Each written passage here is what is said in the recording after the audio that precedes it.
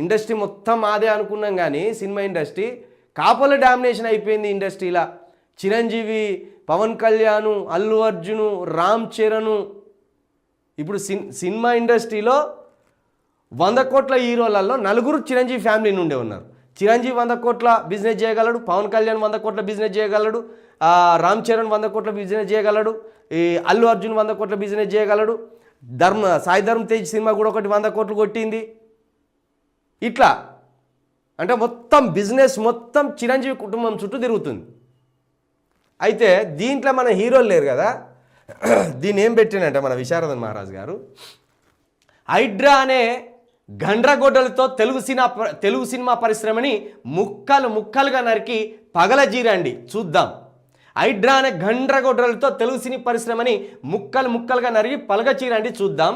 100 ఎకరాల ప్రభుత్వ భూమిలో 1-2 కులాలు